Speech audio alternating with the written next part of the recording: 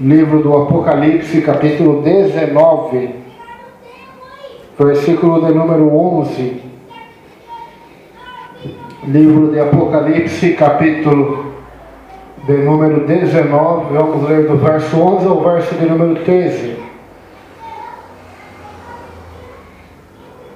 Livro de Apocalipse, capítulo 19, verso de número 11 ao 13. Amém? Amém. E vi o céu aberto, eis um cavalo branco, e o que estava sentado sobre ele chama-se Fiel e Verdadeiro, julga e peleja com justiça, e os seus olhos eram como chama de fogo, e sobre a sua cabeça havia muitos diademas, e tinha um nome escrito que ninguém sabia senão ele mesmo, e estava vestido de uma veste salpicada de sangue, e o nome pelo qual se chama é a Palavra de Deus. Amém? Amém. Então nós vamos estar dando continuação ao estudo bíblico de Apocalipse, capítulo 19, onde nós já contemplamos na primeira parte, várias maravilhas de Deus, o cântico celestial, os aleluias, e aprendemos coisas extraordinárias. Agora estaremos estudando sobre nosso Senhor Cristo, o vencedor da besta e o vencedor do falso profeta. Nós vamos estar vendo aqui a manifestação da segunda vinda de Cristo para libertar a terra de toda rebelião, restaurar o reino de Deus como ele era antes da queda.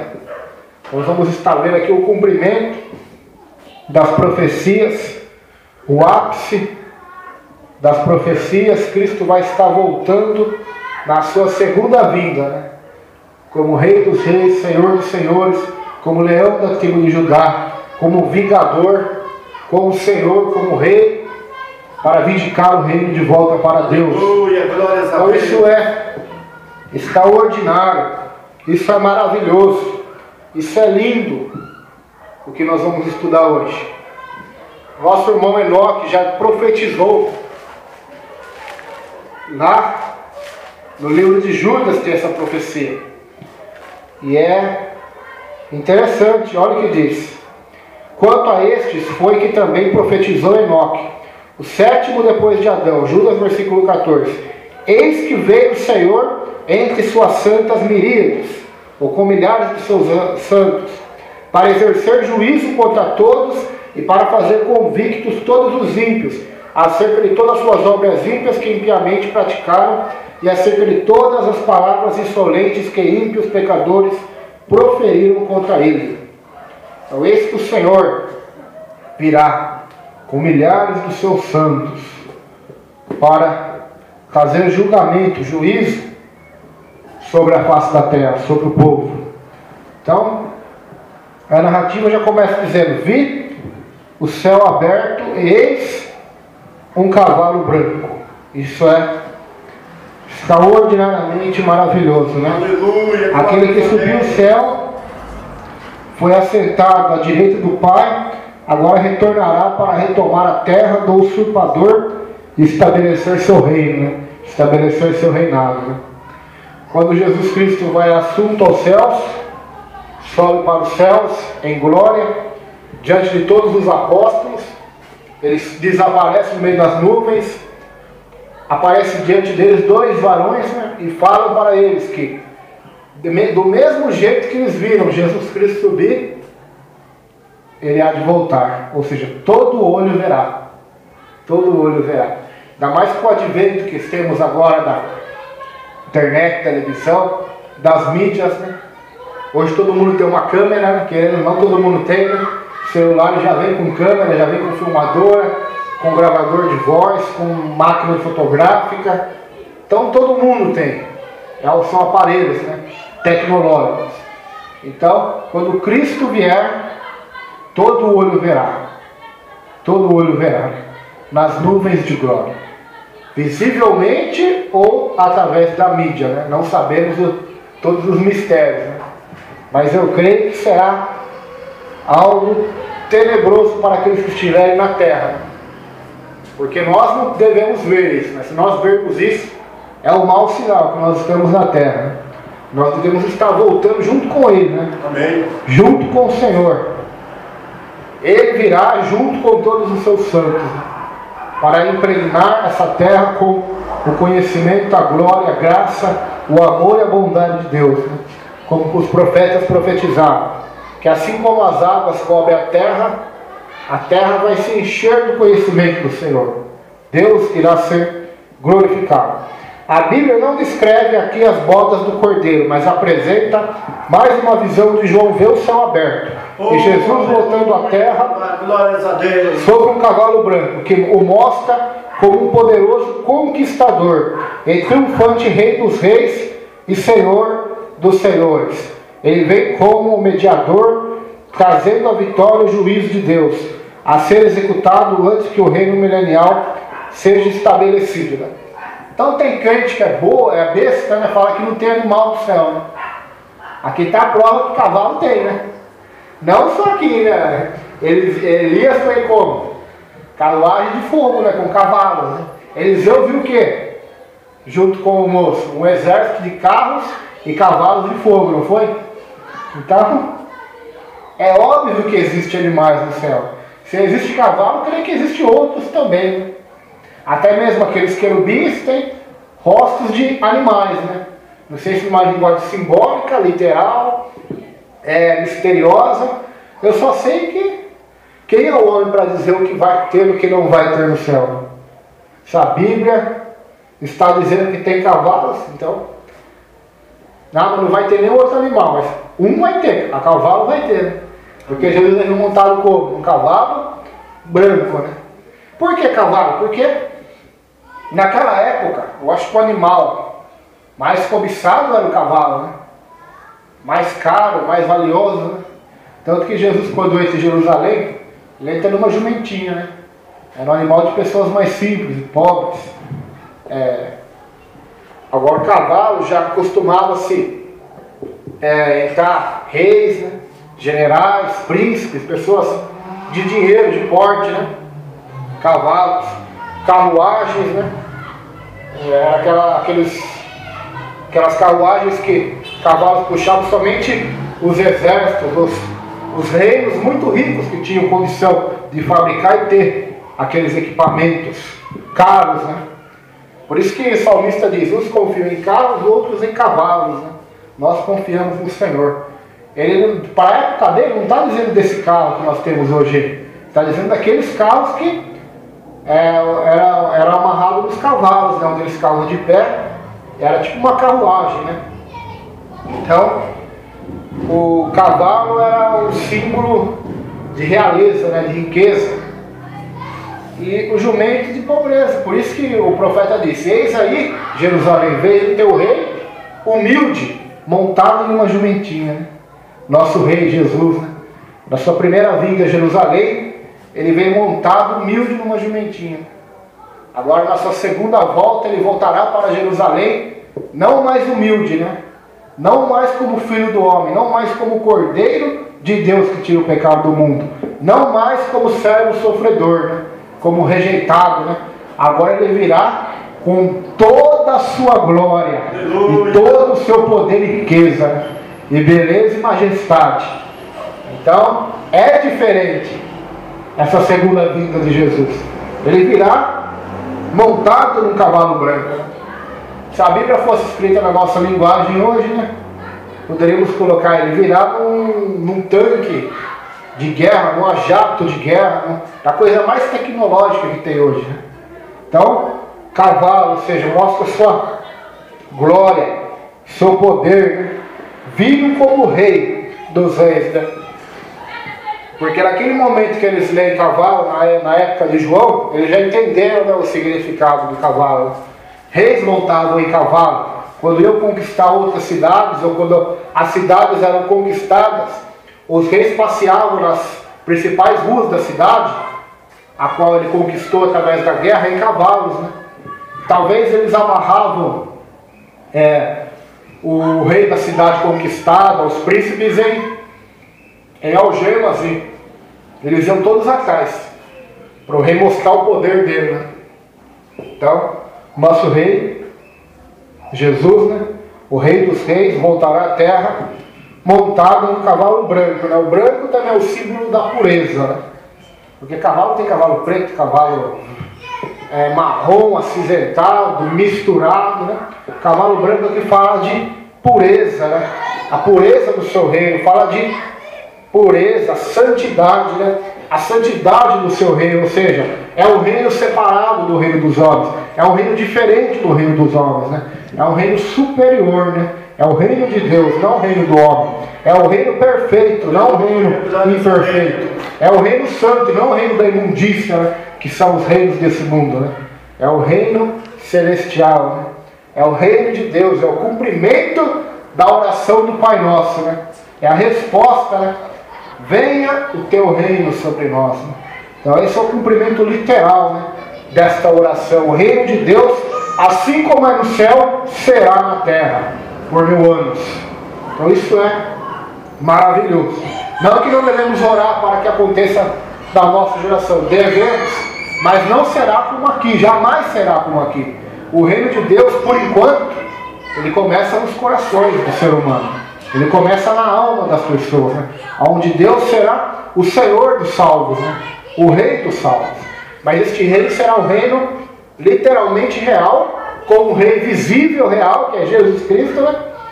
Com um trono e uma cidade capital, que é Jerusalém, da onde ele vai governar todas as nações do mundo, todas, com o seu poder e glória. E a igreja, os cristãos, os servos de Deus, estarão junto com ele reinando, diz a Bíblia. Estarão tomando conta de cidades, países, estados, de acordo com o que o rei mandar eles fazerem. Então estaremos lá, por graça de Deus. Ele vem como mediador, trazendo a vitória e o juízo de Deus a ser executado antes que o reino milenial seja estabelecido. Então ele está vindo dos céus, montado num cavalo branco, para trazer juízo e vitória sobre o povo de Deus, e juízo de Deus sobre os ímpios, né? Para que o reino comece, né? Seja inaugurado, né? Com os inimigos derrotados. Como fiel e verdadeiro, ele é genuíno e real. Vem para fielmente estabelecer a verdade e justiça, né? Ou seja, João diz, aquele que está sentado sobre este cavalo chama-se fiel e verdadeiro. Ou seja, nele não há falsidade, nele não há mentira, nele não há infidelidade. O povo de Deus espera por este momento desde o tempo antigo, quando Deus começou a revelar suas promessas e alianças. O salmista escreveu que ele julgará o mundo com retidão e os povos com sua verdade. Salmo 96, versículo 13. Então, até mesmo antes de Jesus vir na primeira vinda, ele já estava profetizando, anunciando, louvando, clamando e profetizando que este rei virá e julgará o mundo com retidão, os povos com a sua verdade. Percebeu que não é a nação? É o mundo. Que homem tem essa capacidade de julgar o mundo inteiro? Os juízes terrenos, eles têm uma capacidade limitada de julgar causas pequenas, limitadas. Né? Mas esse juiz, diz a Bíblia, julgará o mundo inteiro. Né? Quem a não ser o próprio Deus que tem essa capacidade? Né? O próprio Filho de Deus. Né? Aquele que é todo poderoso, onisciente, onipotente, onipresente. Ele julgará o mundo com a sua justiça e com a sua verdade. A retidão e a justiça no Antigo Testamento são muitas vezes ligadas à fidelidade às alianças de Deus. Jesus vem do céu em retidão e justiça exatamente como cumprimento das promessas e alianças divinas. No Novo Testamento, a retidão refere-se à sua fidelidade. Ele é sempre fiel. Podemos colocar nele inteira confiança. Sendo Jesus verdadeiro, faz ele um contraste com todos os deuses e coisas falsas que o mundo adora, incluindo os falsos profetas e mestres, especialmente o anticristo e a besta. A segunda vinda de Cristo, pois, é real, será um evento histórico notório. O Novo Testamento não nos autoriza a espiritualizar o arrebatamento da igreja. É real e literal, ele voltará. Ele é o Verbo que se fez carne e revelou a natureza de Deus na sua vida e ministério na terra. Ele é o mesmo Jesus que, ao deixar este mundo, prometeu um dia voltar. Atos capítulo 1, versículo 11, João 14 e João capítulo 1, versículo 14 ao 18. Então a volta de Jesus é uma promessa fiel, iminente, verdadeira. Hoje o mundo, o calendário, ele é separado em antes de Cristo e depois de Cristo, não é, pastor? Calendário, isso você aprende na escola. Não tem nada a ver com igreja, com evangélico, com católico, isso é o calendário. Ele é separado em antes de Cristo e depois de Cristo. Por exemplo, nós estamos no ano 2014 depois de Cristo. Ou seja, depois da sua primeira vinda, né? E todos os eventos de Malaquias para trás ocorreram antes de Cristo vir, né? Malaquias foi escrito aproximadamente 400 a 430 anos antes de Cristo vir, né? Depois houve um período de silêncio, né? Em matéria de escritura. Depois Cristo veio. Então foi um evento histórico sua primeira vinda, né? E agora sua segunda? Será um evento notório, literal, real e histórico. E na sua primeira vinda muita gente não acreditou, né? Na sua segunda vinda vai ser a mesma coisa. A maioria não acredita mais. A maioria dos cristãos, né? Não estou falando nem daqueles que estão no mundo. Não acreditam neste evento que acontecerá. Então ele virá. Ele é verdadeiro, ele é o Deus verdadeiro.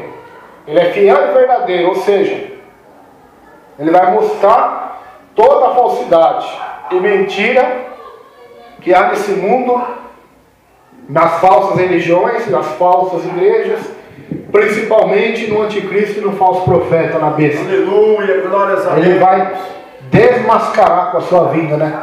Tudo aquilo que é mentiroso, falso e infiel. Porque ele é verdadeiro e ele é fiel. Seus olhos são como chama de fogo. Ele vai voltar. O primeiro propósito de Cristo neste texto é julgar e guerrear. Julgar e guerrear, né? É o primeiro propósito. Olha lá, verso 11. Viu o céu aberto, eis um cavalo branco, o seu cavaleiro se chama fiel e verdadeiro, e julga e peleja com justiça, né? Versículo 11. Então a parte final fala, e julga e peleja com justiça. Ou seja, o primeiro propósito de Cristo na sua segunda vinda. Por isso, nós podemos agora entender e voltar lá nos profetas que vieram antes de Cristo. E eles vão profetizar como Sofonias. Ai de vós que desejais o dia do Senhor. É dia de trevas e não de luz. É dia de escuridão. Por quê? Porque a maioria que desejava o dia do Senhor não estava preparado para isso. Não está. Eles estão achando que será bom para eles, quando a grande verdade é que será mal para eles. Por quê? Porque será um dia de juízo sobre eles, de condenação, de julgamento. Porque a vinda do Senhor, sua segunda vinda, é para, como disse o profeta Isaías, capítulo 61, versículo 2, o dia da vingança do nosso Deus. Ou seja, é para trazer a vingança, o juízo e para guerrear. Então você imagina você tendo uma guerra contra Jesus. É o que está escrito aqui. Então o mundo está em guerra contra Jesus. Então não adianta a gente catar toda a culpa e jogar no anticristo e no falso profeta. Eles têm a sua parcialidade na culpa. Só que o mundo também o quis, né? O mundo aceitou sua marca, aceitou a sua imagem, colocou 666 na mão e na testa. O mundo se prostrou e adorou a besta, o falso profeta. Então a parcialidade aí não está só em um, né? Está em todos. Todos estarão fazendo guerra contra aquele que está sentado no trono, contra aquele que está sentado para trazer juízo sobre as nações. Olha o que o salmista diz. E olha que o salmo foi escrito Alguns sábados, mais ou menos 800 anos antes de Cristo vir na Terra, na sua primeira vinda, hein? Então já faz mais de 4, 5 mil anos. Olha o que o salmista diz. Vai, Senhor, vai, Senhor. Salmo de número 2. Diz assim: por que se amontinam as nações e os povos imaginam coisas vãs? Os reis da terra se levantam e os príncipes juntos se macumunam contra o Senhor e contra o seu ungido, dizendo: rompamos as suas ataduras e sacudamos de nós as suas cordas.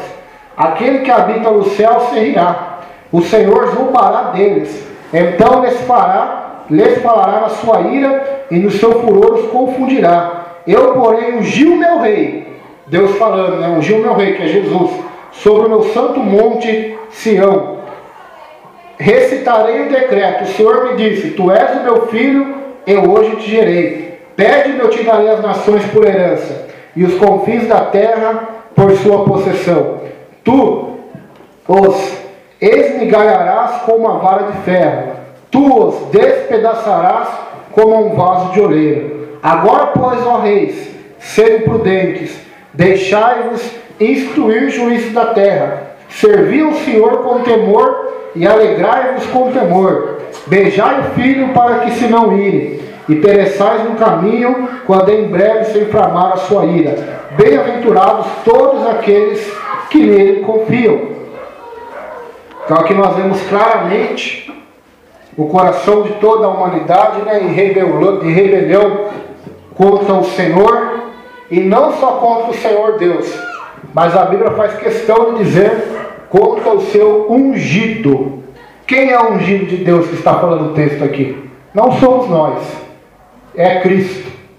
O nome Jesus Cristo já significa Jesus Salvador, Cristo ungido, ou seja, Ele é o único ungido de Deus, que Deus o enviou do céu à terra para falar em nome do Senhor, para representar o Senhor. Por isso que Jesus era o único que tinha autoridade para dizer. E ele disse para os discípulos, Filipe perguntou para ele, lá em João 14, Senhor, mostra-nos o Pai, basta.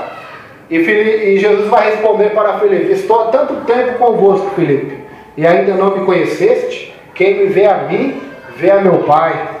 Ou seja, Ele é o ungido de Deus, Ele é o Filho de Deus, Ele é aquele a qual o salmista diz no Salmo 2, os reis da terra e as nações conspiram contra o Senhor e contra o seu ungido. Nós estamos estudando, irmãos, quiser abrir, Apocalipse 19. Apocalipse 19, verso de número 11. 11 e 12, a seguir. Então nós estamos contemplando o que? Aqui Apocalipse 19. O ápice dessa profecia. Por quê? Porque quando Jesus estiver voltando, montado num cavalo branco, todos os reis da terra e as nações vão estar reunidos no Armagedon. Vão estar reunidos em Egito, junto com o anticristo e com o falso profeta. Para o quê? Para guerrear contra Israel a princípio. Só que quando eles contemplam a visão de Cristo nos céus, os mísseis dele, as armas deles, apontam agora para o céu. Apontam agora para Cristo. Apontam agora para aquele rei fiel e verdadeiro. Então olha só a insensatez do homem. Olha só, perdoa a palavra que eu vou usar, a burrice do ser humano. Tentar fazer guerra contra Deus. Isso já está profetizado lá em Salmos 2, né? Nós acabamos de ler, né? A Bíblia diz que aquele que está sentado no céu vai rir deles. Vai rir? Por quê? Porque é tolice, né? É a mesma coisa uma formiga querer fazer guerra contra você. É uma tolice, uma lesma, né? Você vai esmagá-las facilmente com o seu pé. E vai sujar os seus pés com a gosma da lesma. Por isso que a Bíblia diz, vamos chegar lá, que a veste de Jesus Cristo nessa visão aqui, ela é diferente, ela é salpicada de sangue. Por quê? Porque ela vai estar salpicada, suja com o sangue dos inimigos de Deus. Então, a sua segunda vinda, irmãos, o primeiro propósito que nós vemos aí no verso 11 é julgar e guerrear. O verso 11 aí está claro. Diz assim o verso 11, a parte final. Ele é fiel e verdadeiro, julga e peleja com justiça. Então, na primeira vinda, Jesus não veio para fazer guerra contra o homem, contra o sistema. Ele veio para trazer salvação. Agora a Bíblia diz que na sua segunda vinda, ele virá para trazer juízo e fazer guerra. E declarar guerra contra todos aqueles que se rebelaram e se rebelam contra Deus. Então isso é fortíssimo. O primeiro propósito de Cristo nesse texto é julgar e guerrear. Mas tudo que ele faz está em direta concordância com a verdade e a justiça. Aleluia. Os olhos flamejantes como fogo de Jesus não deixará coisa alguma escapar ao seu escrutínio. Ninguém poderá esconder-se dele. Ninguém. A Bíblia diz que os seus olhos são como chamas de fogo. Então, enquanto o anticristo, falso profeta, todos os exércitos e reis da terra que vão lhe dar apoio, e os adoradores da marca da besta estiverem fazendo guerra contra Deus, vai ter um sabidão que vai querer se esconder. Sempre vai ter uns que vai tentar se esconder. E numa guerra humana a gente consegue se esconder. A Bíblia diz de espias que se esconderam em Jericó na casa de Raabe e não acharam eles. Numa guerra humana, mas essa guerra é celeste, é divina. Quem vai conseguir se esconder dos olhos de Cristo? Quem? Vai poder se esconder na escuridão? Vai poder se esconder debaixo da montanha? Vai poder catar um submarino lá para o fundo do mar? Ou um foguete lá para cima? Não terá onde se esconder. Os olhos de Deus, diz a Bíblia, Ele sonda toda a terra. Ele contempla os bons e os maus. A Bíblia também diz, vamos continuar lendo aí, versículo de número 12. Seus olhos eram como chama de fogo, sobre a sua cabeça havia muitos diademas, e tinha um nome escrito que ninguém sabia, senão ele mesmo. Seus muitos diademas, significam coroas reais, mostram que ele vem como Rei dos Reis, fazendo eterno trono de Davi, e cumprindo as muitas profecias bíblicas que indicam que ele reinará sobre a terra. Muitos diademas, né? Um rei tem um só diadema, uma só coroa, né?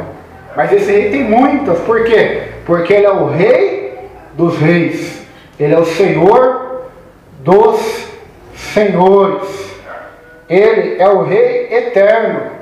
Deus prometeu para Davi, eu nunca me canso de dizer aqui na igreja e aonde tenho pregado, que Deus prometeu para Davi em sonho um reino, um descendente dele, que o reino dele não teria fim. Até ele poderia achar que era Salomão, né? Ou outro. Mas essa profecia se cumpre em Jesus, o filho de Davi, né? Por isso que Bartimeu clama, e com muita verdade, Jesus, filho de Davi, né? Tenha misericórdia de mim. Ou seja, não está falando aquilo para, que bonito na oração de Bartimeu, não. Bartimeu conhecia a Bíblia. Está claro, no seu clamor está claro que ele conhecia a Bíblia. Ele conhecia o Velho Testamento. Ele sabia que Deus tinha prometido um reino a Davi, eterno. Então ele está dizendo para Jesus.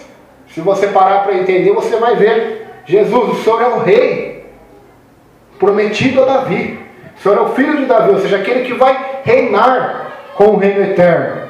Então, este rei agora, em Apocalipse 19, depois da grande tribulação, com a ascensão do anticristo na terra, todo mundo o adorando, perseguindo Israel, fazendo guerra contra os santos e vencendo, diz a Bíblia.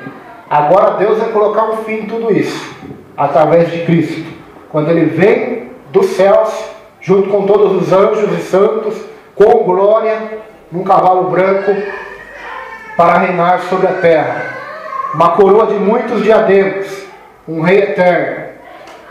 Os diademas também confirmam que Jesus é o cumprimento da tipologia declarada em Zacarias 6, verso 9 ao 15. Ele será chamado o renovo. Cumprimento de Isaías capítulo 11, verso 1 ao 10. Reinará não somente como rei, mas também como sacerdote. Ele já é o rei que se acha à destra do Pai, e o será sobre toda a terra. Toda a terra. Ele será rei sobre toda a terra.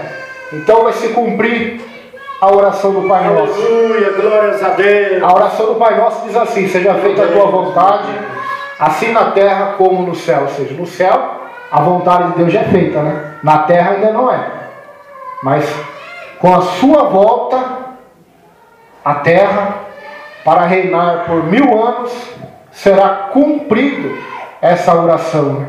Esse clamor. O reino de Deus sobre a terra. Por enquanto o reino de Deus é espiritual. Ninguém o vê.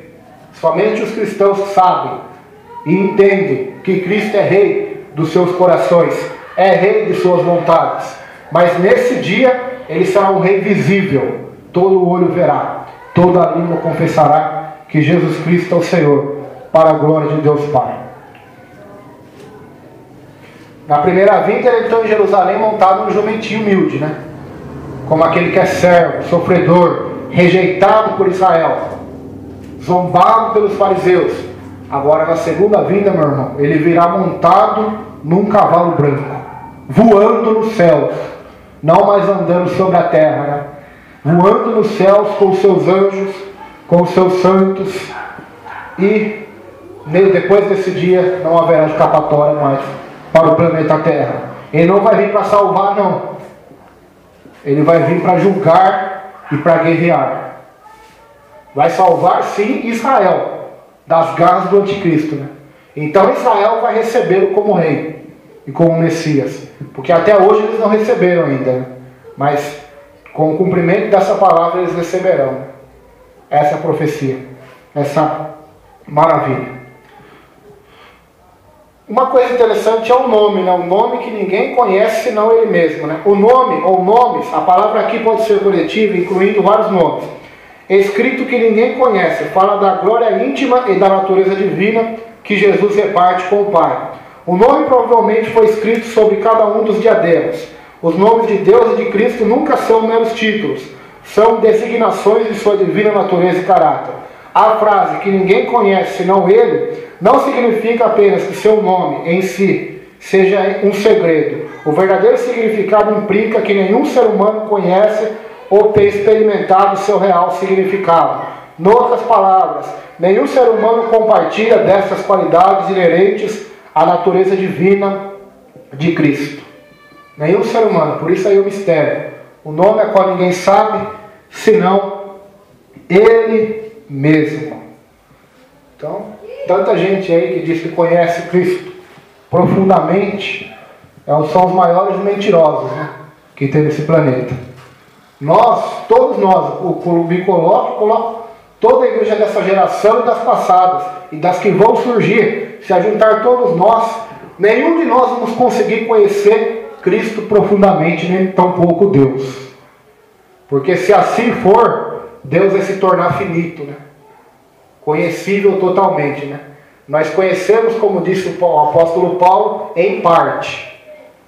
Paulo vai dizer lá em Coríntios, conhecemos em parte, ou seja, por enigmas, por parábolas, por visões, por sentimentos, pela escritura, mas na sua totalidade, na sua plenitude, nem mesmo Moisés conhecia. Moisés, quando viu o Senhor, viu passando de costa, né? Ainda meio tampado com o rosto, né?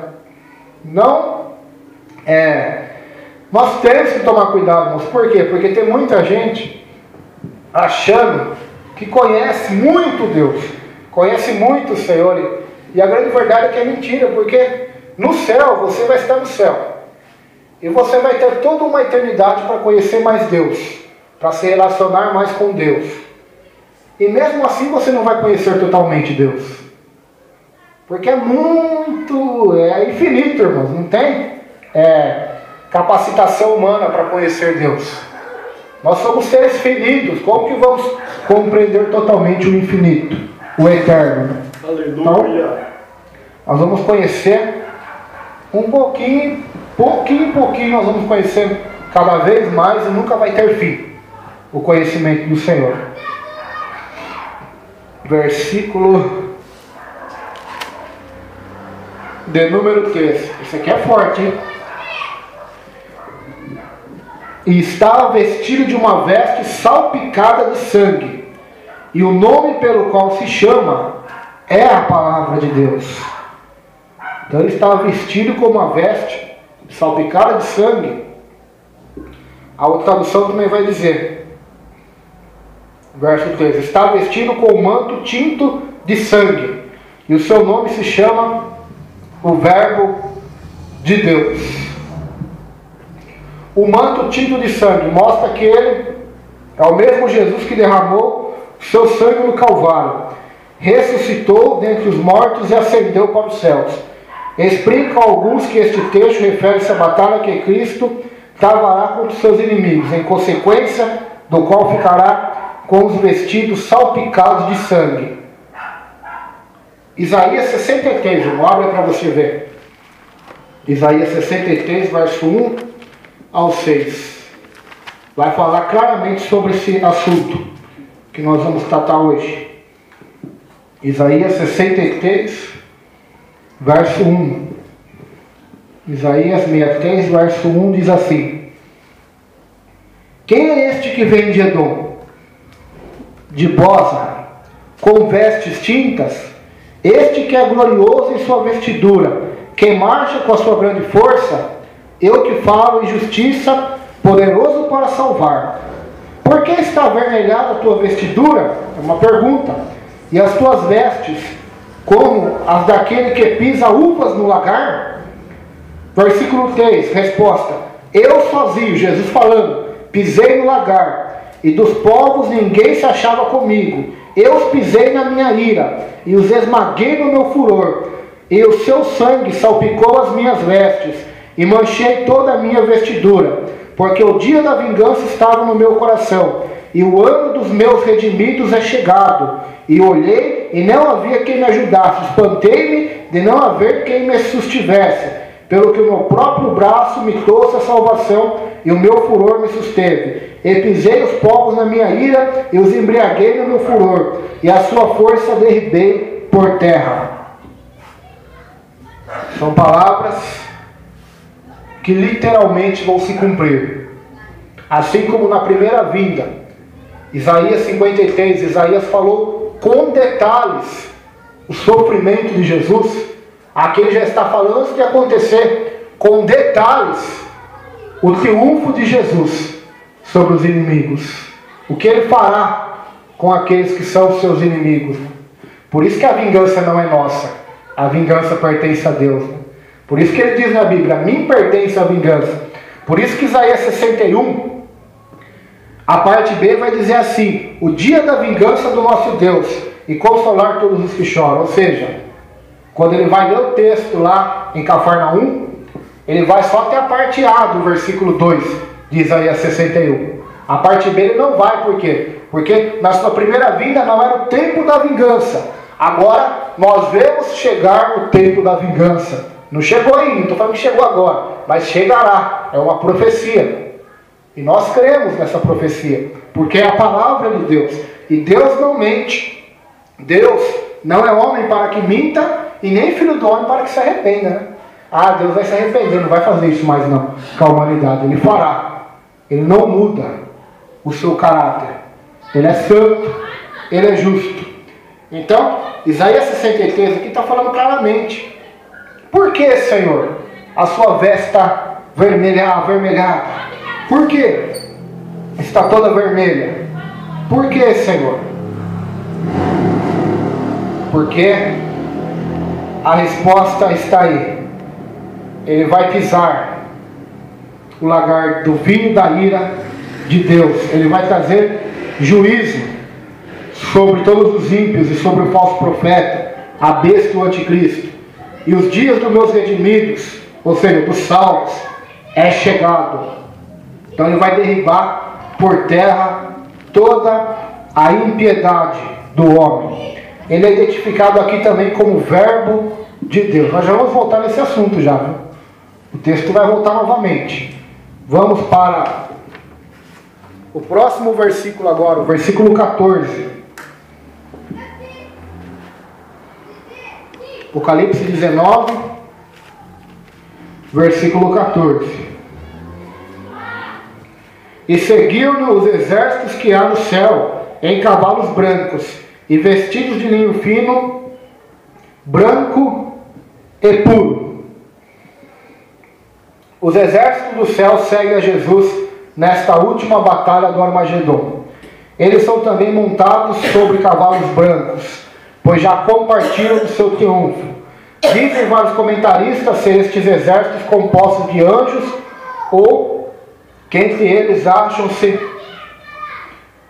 seres angelicais. Mas Apocalipse 17,14 identifica-o como os remidos pelo sangue do Cordeiro. Suas vestiduras de linho finíssimo, branco e puro, identificam-no como a esposa do Cordeiro. A ênfase sobre as suas vestiduras puras indica-nos terem sido elas lavadas pelo sangue de Jesus. A Bíblia assegura-nos que quando Jesus voltar em glória para julgar as nações, todo crente fiel há de vir acompanhando-o. Temos também a garantia de 1 Tessalonicenses 4,17 de que seremos arrebatados para encontrar o Senhor nos ares. Assim estaremos para sempre com o Senhor. O apóstolo Paulo, quando vai escrever 1 Coríntios, ali havia um caso na igreja de irmãos indo na justiça do homem contra outros irmãos da própria igreja, lá em Coríntios. E Paulo vai dizer que isso está errado na igreja. Por quê? Porque deveria haver na igreja um sábio, pelo menos um, para poder julgar a causa deles, ali mesmo na igreja, né? Por quê? Porque nós, ele vai dizer, vamos julgar o mundo. Vamos estar junto com Deus no julgamento do mundo.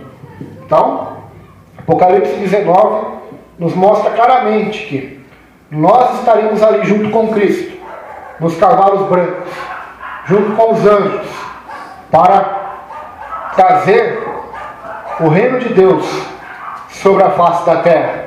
Porque Jesus, apesar de ser o rei dos reis, ele não vai reinar sozinho em toda essa terra. Não vai. Ele vai reinar da sua capital, que é Jerusalém. E os apóstolos também vão reinar junto com ele ali em Jerusalém, em Israel. Por isso que Jesus disse que os apóstolos vão ter 12 tronos em Israel, para julgar as 12 tribos. E nós, a igreja, que somos gentios, né?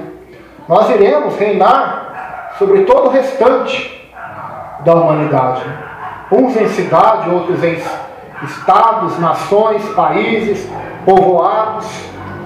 Jesus vai repartir com cada um segundo o galardão que cada um merecer, segundo as suas obras que fez em vida na terra, para a igreja e para o povo de Deus. As almas que ganhou, o que ele fez de bondade, o que ele fez para Deus, foi um ato de justiça louvável.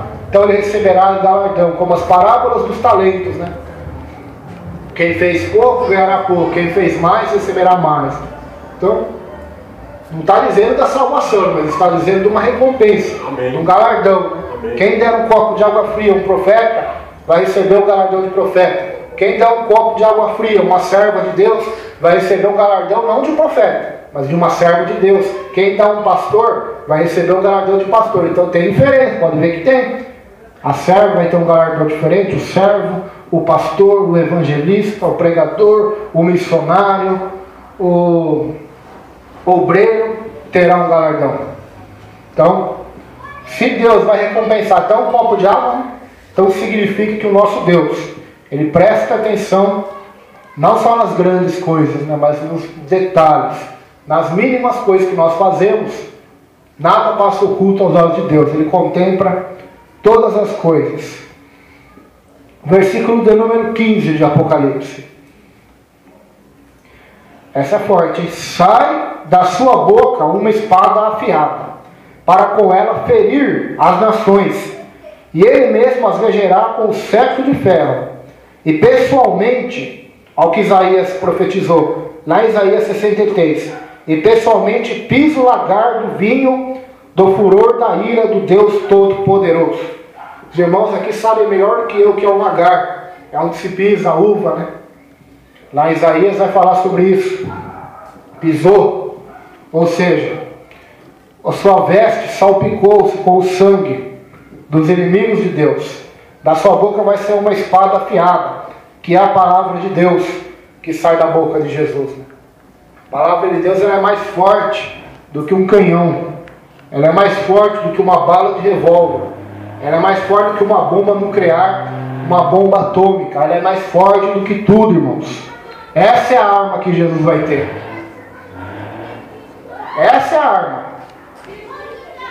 Jesus, nosso Deus, manifesto na Trindade, né, que é o Pai, o Filho e o Espírito Santo, criou todo esse mundo com o quê? Com armas de fogo? Não, com a palavra. Ele disse, haja luz e houve luz. Ele disse, haja plantas, haja animais, haja água, haja sol. E houve poder da palavra dele. É maravilhoso isso. O poder da sua palavra é mais forte do que a maior bomba nuclear que o homem pode inventar. E o homem já tem capacidade nuclear, capacidade de guerra, para destruir este planeta com as bombas que ele já criou. Só não destruiu porque Deus não vai deixar. Porque não é essa a profecia, não é esse o plano de Deus. Mas a palavra de Deus tem mais poder que uma bomba nuclear. Só para vocês entenderem, isso é muito interessante. Eu vi na internet esse estudo. Os químicos foram estudar, né, as pessoas que estudam a química, né, a química da água, a química do álcool, a química do suco de uva, a química do sangue, tudo tem uma química. E eles foram estudar o que era preciso fazer, quanta energia o homem precisava para transformar a água em vinho. Mais de uma energia de uma bomba nuclear, para conseguir transformar o elemento água, né, que eles falam elemento H2O, que é o elemento químico da água, para transformar numa uva, num suco de uva, num vinho. É necessária uma energia nuclear. Para Jesus não foi necessário uma energia nuclear. Foi necessário somente uma ordem, uma palavra. Isso que eu estou falando de um milagre não simples, né? Um milagre extraordinário. Mas agora você imagina, Lázaro, 4 dias já estava morto, já estava cheirando mal, o verme já tinha comido sua carne. Estava comendo, né? Imagina a energia. Os físicos ainda nem ousaram tentar estudar, né, a energia que foi usada para fazer esse ato milagroso, né? Então você vê a força que tem a palavra de Deus, né? O poder que tem a palavra de Deus, o Evangelho. Por isso que Paulo diz, o Evangelho é poder de Deus para a salvação. Ou seja, a palavra de Deus é poder de Deus, é o poder de Deus em ação. Então agora nós acabamos de ler aqui nesse texto que Jesus não vai lutar com uma espada, como nós lutamos, como os homens lutam, né? Não vai lutar com um rifle, com um fuzil de guerra, com um avião de guerra, com um tanque, como os homens lutam entre si, e nesse dia vão lutar contra ele, com mísseis, né? Com tecnologias. A arma de Cristo será a sua palavra. Né? Amém. A espada será a espada do seu juízo. A espada que sai da sua boca e vai ferir, né? Ferir aqui é matar. Ferir aqui é matar, né? Deixar com uma perna menos é matar. Tanto que nós vamos ler no final desse texto, um anjo que vai se colocar em pé diante do sol e vai chamar todas as aves do céu para comer a carne daqueles que vão ser mortos no dia dessa batalha. Então nós vamos chegar lá já. Esse versículo apresenta 3 etapas da terribilidade do juízo que Jesus executará quando de sua volta triunfal. O primeiro ilustra o que acontecerá quando a afiada espada sair da boca do cavaleiro montado no cavalo branco. Com ela, Cristo destrói as nações. Esta espada representa a palavra de nosso Deus. A palavra de Deus é a espada do Espírito, Paulo vai dizer lá em Efésios 6. Lá em Hebreus o autor vai dizer que a palavra de Deus é eficaz e viva e penetrante como uma espada de 2 gumes. Penetra na divisão da alma e do espírito. Se eu tiver uma faca aqui, esfaquear você ou você me esfaquear, você vai penetrar na minha carne, mas na minha alma e no meu espírito jamais você vai conseguir penetrar. A palavra penetra no corpo, na alma e no espírito.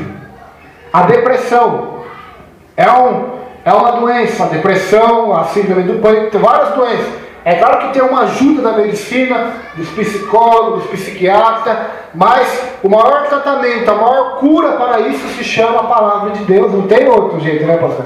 A palavra de Deus, ela penetra aonde está o sentimento da pessoa, que traz alegria, medo, tristeza. Então, a palavra de Deus é o maior remédio, a maior arma que o homem tem nas mãos. Né?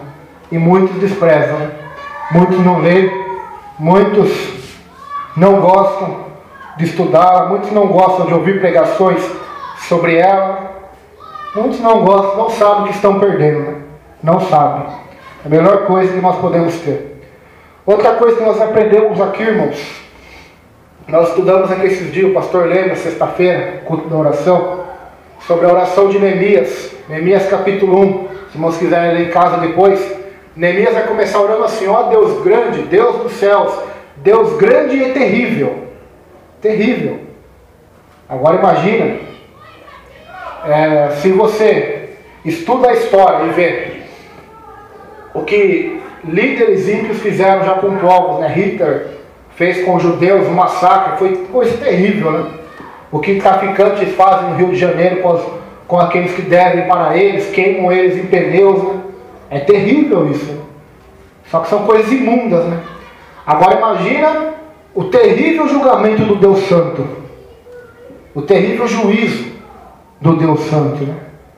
Se Ele nos amou tão profundamente que deu seu Filho para nos salvar, o que Ele fará com aqueles que o crucificaram e não aceitaram e o rejeitaram? O que Deus fará com eles então?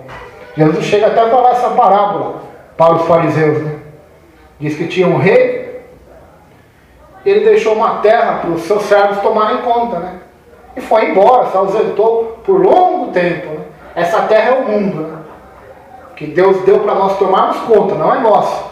É para nós dominarmos e multiplicarmos, né, diz a Bíblia. Mas não é nosso, é de Deus. Vamos prestar conta para Deus. E Deus envia servos para ver como está o rei, na verdade, com essa fazenda, né? E os servos, eles fazem uma reunião entre eles e dizem: olha, vamos matar este homem que o rei mandou e vamos se apoderar da terra porque é nossa, né? Mataram. O rei fica sabendo, ele diz: olha, eu vou enviar um servo mais poderoso, né? O mais honrado meu, né? Eu vou enviar lá, talvez eles ouçam esse servo. Enviou. Fizeram, mataram eles. Aí a Bíblia diz que esse rei disse: então não tem jeito, eu vou enviar meu próprio filho, né? Talvez o meu filho, eles vão respeitar, eles vão temer, né? E envia. E eles matam o próprio filho. O que esse rei fará quando voltar a essa terra? Isso se cumpriu nessa parábola, né? Jesus Cristo falou dias antes de ser morto na cruz, né? Mataram os profetas, depois mataram o próprio filho, né? Então, porque a gente pensa que crucificar Jesus é culpa dos fariseus, ou culpa de Herodes, culpa de Pilatos, que lavou a mão, né? Só que a culpa da crucificação de Jesus é universal, ou seja, é mundial. Todos nós temos a culpa nisso. Por quê? Porque ele foi culpado pela nossa maldição, né?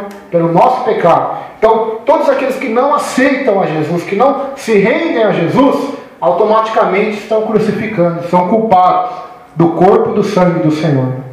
Como Paulo diz na palavra da ceia, né?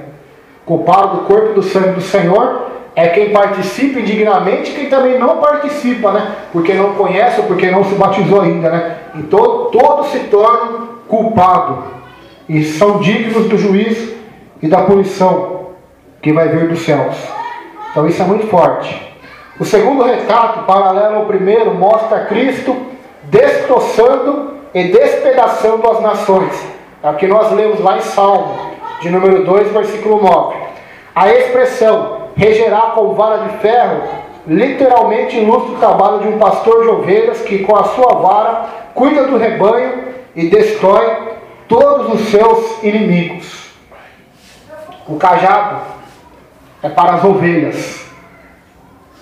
Glória a Deus, né? O cajado é para nós, a repreensão é para nós. Mas o cetro de ferro é para os inimigos, é para os lobos, para os leões, para os ursos, para todos aqueles que querem ferir as ovelhas de Deus. Então, por isso que fala, vai reger as nações com o cetro de ferro. Vai destruir os inimigos de Deus. Tudo isto tende a acontecer antes da implantação do reino milenial, o reino de 1000 anos, que nós vamos ver outro dia, né? Que está em Apocalipse 20. As várias profecias mostram que o reino virá após o julgamento.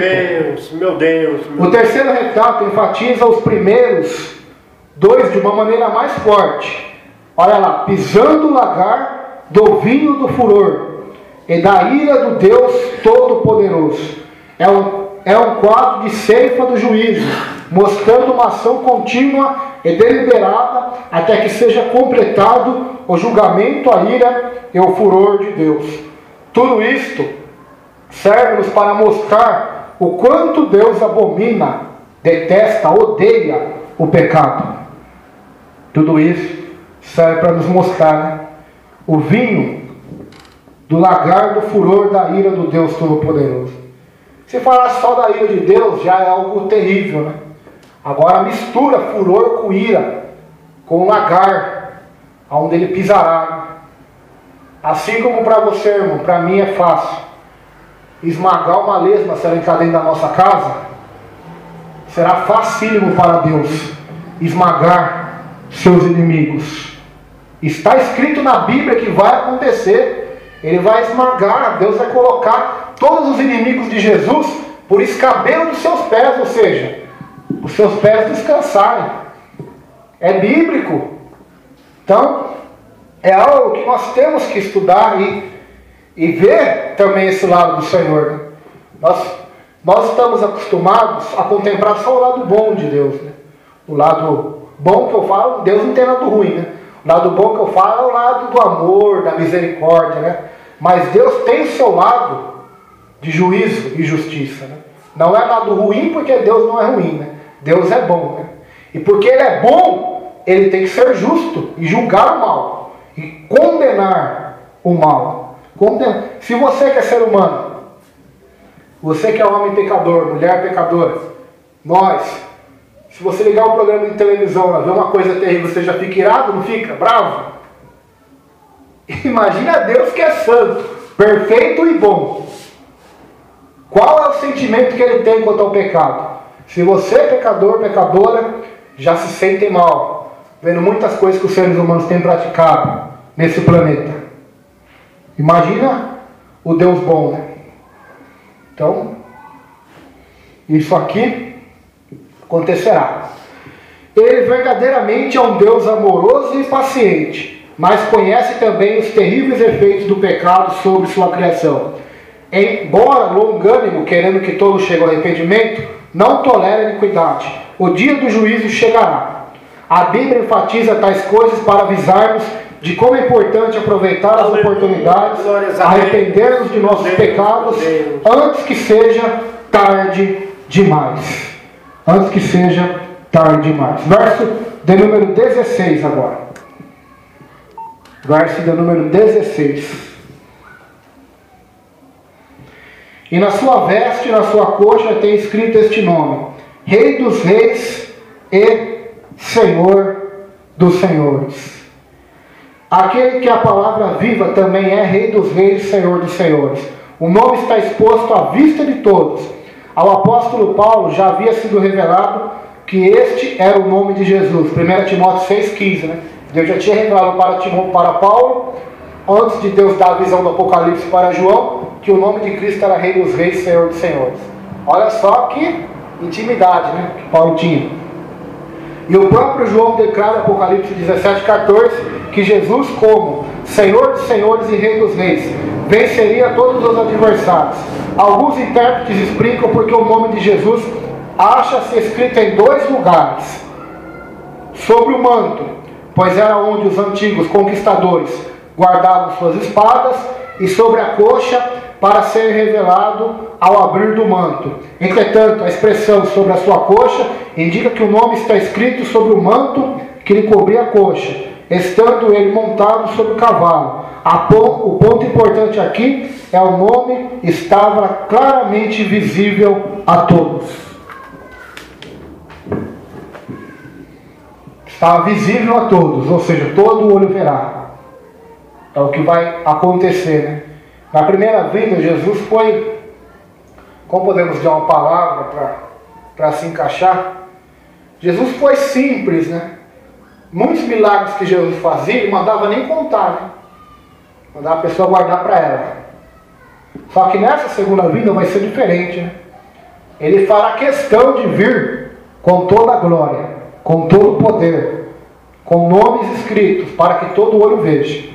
Os crentes relembram com gozo ter Jesus vindo a este mundo, como uma criança nascida numa estrebaria para identificar-se conosco em todas as coisas. Lembramos com louvor e gratidão ter Ele morrido por nossos pecados, derramando o seu sangue sobre a cruz. Mas Deus o ressuscitou para a nossa justificação. Agora Ele voltará em glória. Ele já é o Rei. Todo crente que o tenha aceitado como Senhor há de reinar com Ele. Há de reinar com Ele. Por isso que Paulo vai dizer lá em Timóteo, olha as revelações que Paulo teve, né? Paulo vai dizer assim com ele: se sofrermos com Ele, ou seja, sofremos pelo Evangelho, como Ele sofreu, assim também com Ele reinaremos. Reinaremos. Reinaremos. Isso é literal, né? Nós vivemos num mundo que é democracia, né? É presidente, governador, prefeito. A política nossa é essa, né? Mas a política de Deus é governo, é reino, né? É reino. Ou seja, reis. Não tem esse negócio de presidente. Eu que escolho quem vai ser meu presidente, né? A gente escolhe mal toda vez, né? Nunca acerta. Deus não, Deus é rei dos reis, ou seja, é Ele que manda e acabou. Não tem essa de nós darmos conselhos para o rei. Ele é o rei dos reis. Ele vai colocar para reinar nessa terra, junto com Ele, quem Ele quiser. E ninguém vai poder contestá-lo, ou dizer, o Senhor está errado. Versículo 17 e 18 agora.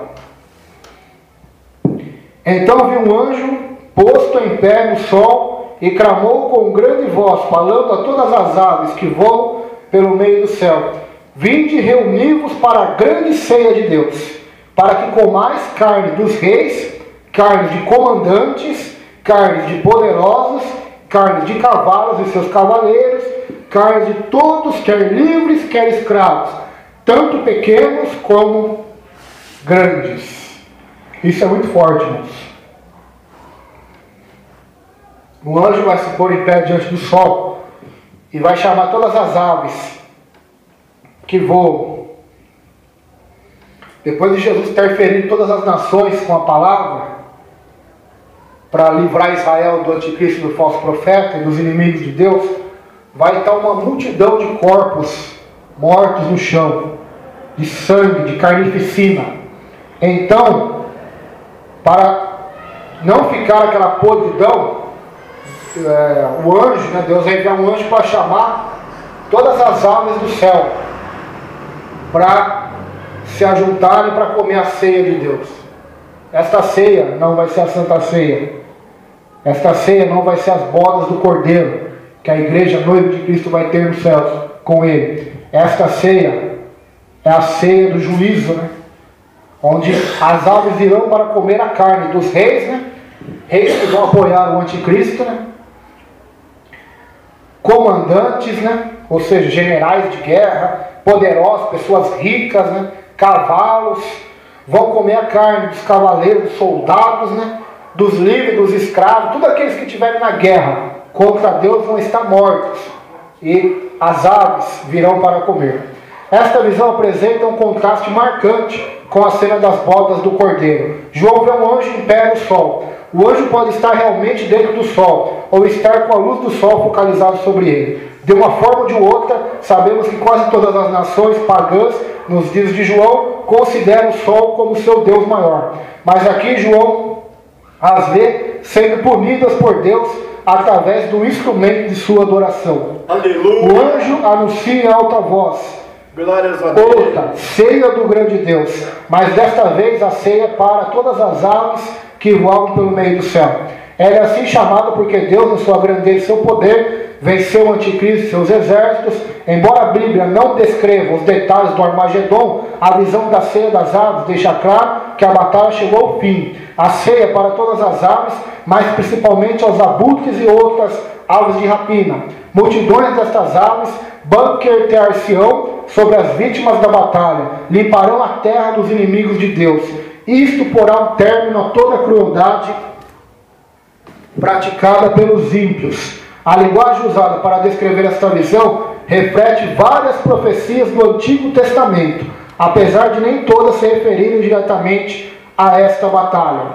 As aves não farão distinção com as vítimas do Armagedon. Devorarão os cadáveres dos reis, generais, cavalos, cavaleiros, livres e escravos, pequenos e grandes. Seja qual for a posição dos que lutam, dos que lutaram ao lado do anticristo, não hão de ser enterrados com honras. Não haverá túmulos com epitáfios, nem monumentos erigidos às suas memórias.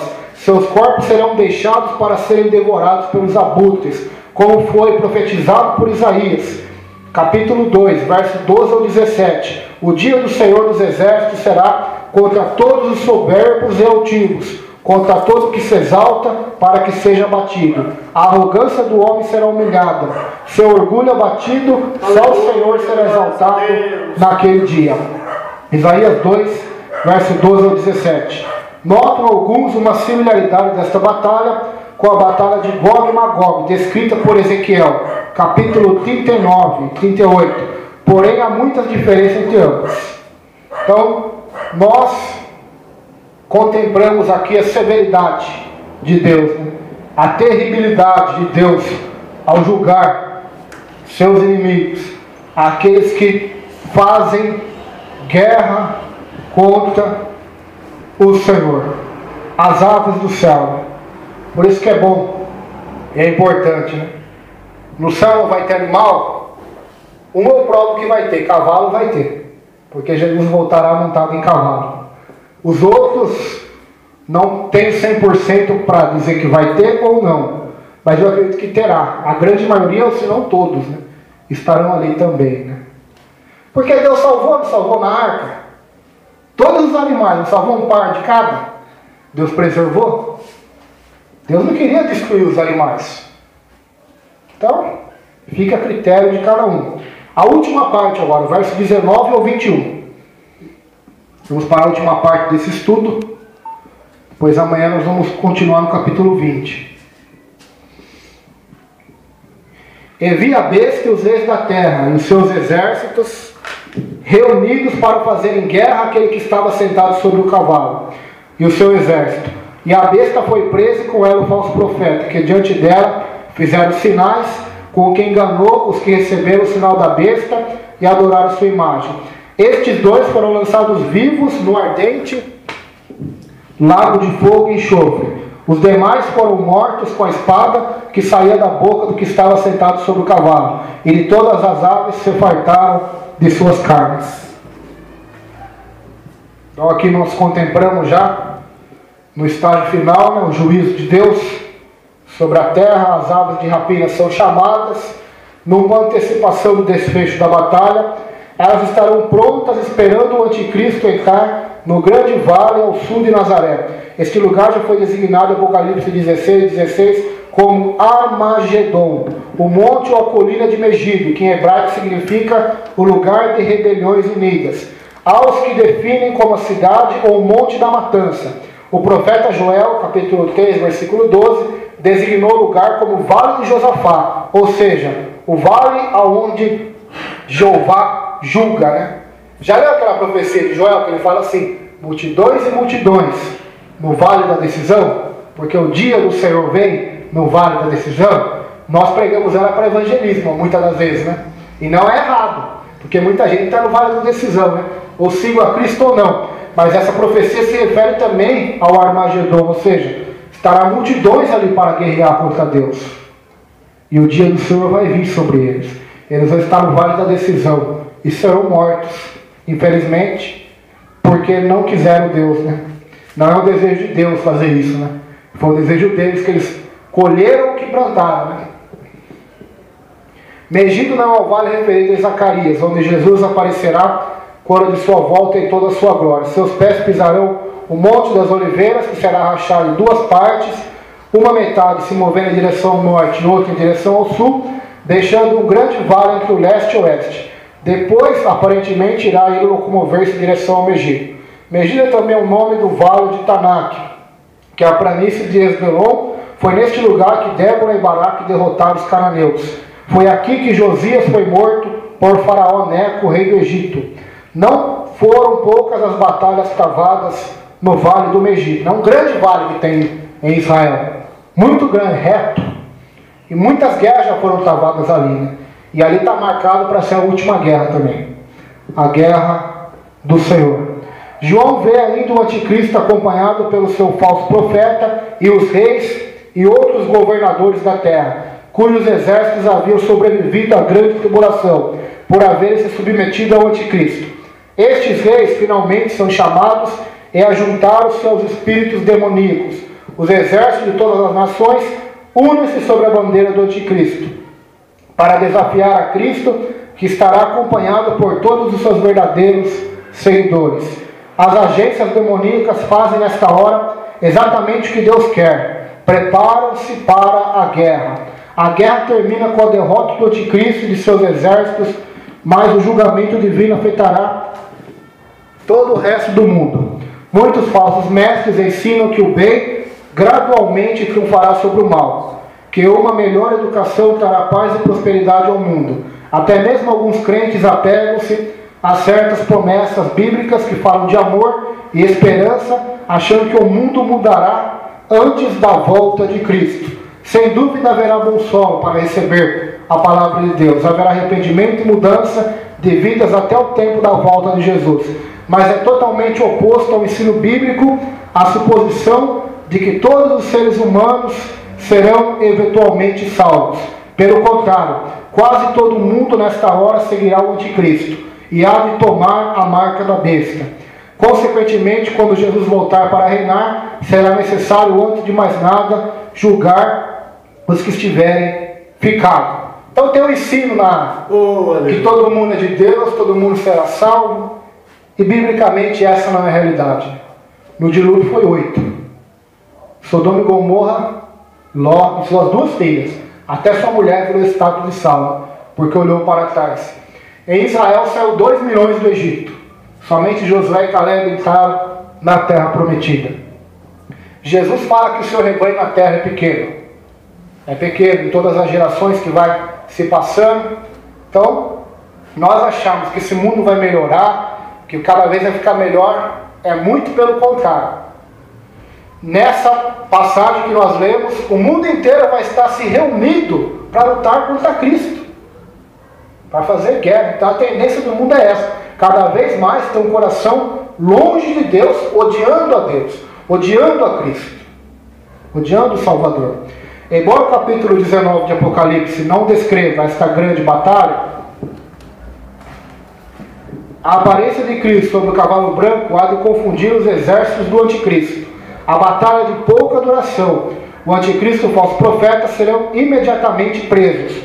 O falso profeta é o último de uma longa fila de falsos cristos e profetas que vem operando enganos e mentiras. Mateus 24, 24. Seus milagres haviam enganado os que levavam a marca da besta. Com seus feitos conseguiram enganar a muitos. Mas nada disto o ajuda a escapar. Juntamente com o anticristo é lançado vivo no lago de fogo que arde com enxofre. Embora o lago de fogo tenha sido preparado para Satanás e seus anjos, esses seus 2 agentes nele perecerão. Satanás não é lançado imediatamente no lago de fogo. Vai ser só lançado em Apocalipse 20, versículo 10. Então, quem que vai inaugurar o inferno, propriamente dito, vai ser o anticristo e o falso profeta. Eles serão os 2 primeiros lançados no lago de fogo e enxofre. Até agora não foi ninguém. Sabia disso? Ninguém entrou no céu, né? A Nova Jerusalém, ninguém entrou ainda. Vão entrar todos juntos, os salvos, depois do reino de 1000 anos, né? Agora eles estão no seio de Abraão, diz a Bíblia, não digo eu. Eles estão junto com Abraão no paraíso de Deus, né? E também no inferno ninguém entrou ainda. No lago de fogo, propriamente dito, né? Por quê? Porque serão todos lançados no lago de fogo e enxofre. Nós vamos estudar depois. Lá em Apocalipse 20 vai falar. O inferno vai ficar vazio. Sabe o que vai acontecer? Deus vai catar o inferno e vai jogar ele no lago de fogo e enxofre. Está lá em Apocalipse. Então você lê lá, você vai entender. Então, só que não deixa de ser condenação eterna, porque eles já estão pré-julgados ali no Hades, para ser lançados no lago de fogo e enxofre. Então esses 2 aqui vão primeirão. O anticristo e o falso profeta. A Bíblia diz quantos milagres eles fizeram. Enganaram muita gente. Muita gente colocou a imagem da besta e seguiu o engano. Então nós temos que é abrir nossos olhos. Aqui, não é porque aconteceu aqui que não vai acontecer agora, né? Não, os milagres falsos só vão acontecer na grande tribulação. É um engano nosso pensar assim. Eles já acontecem na nossa geração e vão continuar crescendo cada vez mais até serem em grandes proporções através do falso profeta. Só que Deus vai colocar um fim em Apocalipse 19 a todo esse engano e a toda essa mentira. Satanás será lançado somente depois do milênio. Quando isso acontecer, lá encontrará o anticristo e o falso profeta. Os demais ímpios serão aí lançados após o juízo do grande trono branco. Apocalipse 20, verso 15. O lago de fogo é o destino final dos ímpios. No Novo Testamento há 3 palavras traduzidas como inferno: Hades, Tártaro e Geena. Hades é usado para se referir ao estado intermediário, onde os ímpios vão quando morrem. Às vezes é usado para traduzir a palavra hebraica Sheol, do Antigo Testamento. Tártaro é praticamente sinônimo de Hades, porque também é o estado intermediário entre a vida e o juízo, da qual não há retorno ou possibilidade de mudança, não tem reencarnação, como ensinam os espíritas, né? Depois que você morre, você vai estar aguardando o juízo, né? Como diz a Bíblia. Geena, entretanto, é o estado final, o inferno, ou fogo do inferno, e refere-se ao lago de fogo e enxofre. Geena também era lá em Jerusalém tinha um lixão. Jerusalém, fora dos muros, é claro. E o fogo queimava continuamente naquele lugar, os lixos. Então Jesus compara aquilo como um inferno. Por quê? Porque o fogo jamais se apaga e o bicho jamais morre. É o fogo do lago de fogo e enxofre, fogo do inferno. Geena foi o nome aramaico para o vale de Inom, onde eram oferecidas crianças em holocaustos a Moloque. No Novo Testamento, Geena tinha se tornado lugar de queima de lixo. Jesus usou-a por causa de seu fogo intenso e contínuo, como tipo do julgamento divino, e fez deste nome um sinônimo para o fogo do castigo eterno. Para os outros seguidores do anticristo também não há escape. O remanescente dos reis da terra e seus exércitos são mortos. Jesus usará a espada de sua boca, isso é, falará a palavra de Deus, e a espada do juízo divino matará todos. Esses são os povos que rejeitaram o evangelho pregado a toda nação, tribo, língua e povo, pelo primeiro dos 3 anjos do capítulo 14 de Apocalipse, durante a grande tribulação.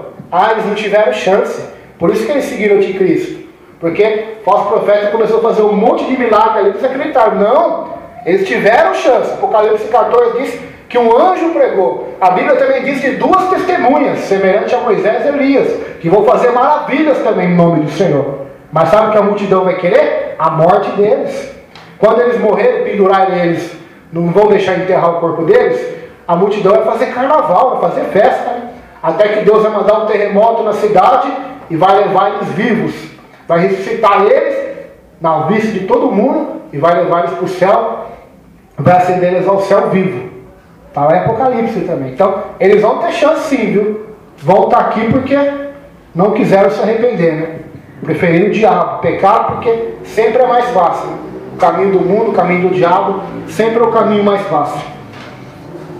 Todos os mortos no Armagedon já haviam tido a oportunidade de ouvir o Evangelho, mas por haverem rejeitado a Cristo, foi-lhes permitido cair em completo engano, para que creiam na mentira e para que sejam julgados todos os que não creiam na verdade, que está em 2 Tessalonicenses, capítulo 2, verso 11 e 12. Eles não quiseram a salvação, o amor do Evangelho para se salvar, porque o próprio Deus então vai enviar o espírito do eu sobre eles.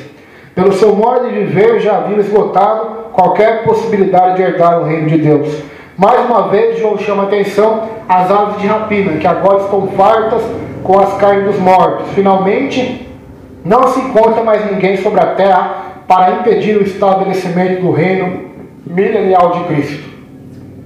Então, a partir do capítulo 20 agora, amanhã nós vamos estar vendo a prisão de Satanás, né? Ele vai ser preso por 1000 anos, que vai ser nesse período que Jesus Cristo reinará sobre essa terra, mas não vai ser o céu ainda não. Vai ser o reino para cumprir muitas profecias bíblicas, né? Para Abraão, para Davi, né? Depois deste reino de 1000 anos, Satanás vai ser solto de novo, né? Porque muita gente vai nascer Normalmente, né? As pessoas vão continuar casando, vai ter muitos filhos, né? Neste reino de prosperidade que haverá na terra, né? Nós vamos estudar com detalhes amanhã, né? Vai ser umas 2, 3 partes, capítulo 20, eu acho, que é muita coisa. E eles vão casar, vão ter filhos, e muita gente vai, estar obrigado, né, a se render a Cristo nesses 1000 anos, né? Não vai estar por amor. Por isso que depois de 1000 anos, Satanás vai ser solto, né? Porque para revelar o coração da maioria que vai nascer nesses 1000 anos. Muitos não vão querer Cristo, né? Então vão se unir a Satanás de novo, vai ter a última rebelião, a derrota total de Satanás, ser lançado junto com o falso profeta e o anticristo que já está no lago de fogo. Vai ter então o juízo final, né, que começa a partir do verso 11, e depois no capítulo 21 e 22 já vai falar dos céus, né, da nova Jerusalém. Amém? Vamos se colocar em pé, fazer uma oração nessa noite. E você é um bem-aventurado nessa noite, irmão. Falo isso para você não porque eu quero falar, mas porque a Bíblia diz. Apocalipse é o único livro que tem uma bem-aventurança. Apocalipse 1:3 diz assim: bem-aventurado aqueles que ouvem, que leem e que guardam as palavras desta profecia. Então você é bem-aventurado, você recebeu uma bênção nessa noite. Bem-aventurado, Senhor, meu Deus e meu Pai, muito obrigado, Senhor, por esta palavra, Pai. Te damos a glória, a honra e o louvor. Eu sei, Senhor, que nós não fomos profundos, ó Deus, neste capítulo, porque se assim fôssemos, Pai, poderíamos ficar aqui mais 2, 3, 4, 5 horas falando sobre ele, meu Deus. Pois tem muitas coisas maravilhosas, extraordinárias pela Tua palavra, Pai. Mas nós te pedimos que estes ensinamentos fiquem gravados em nosso coração, que possamos temer o Senhor e Te dar a glória, que é devida ao Seu nome, Senhor, obedecendo a Cristo e o Seu Evangelho, para não sermos enquadrados nessa multidão que vai se rebelar contra Deus, tanto nessa geração como na geração do Armagedon, Senhor. Tem misericórdia e compaixão de nós, nos guarde debaixo da Sua graça, para a honra e glória do Teu nome. Abençoa cada irmão, cada irmã, protegendo, guardando, livrando de todo mal, e que o Senhor possa continuar sendo com a vida de cada um dos teus, em nome de Jesus. Amém.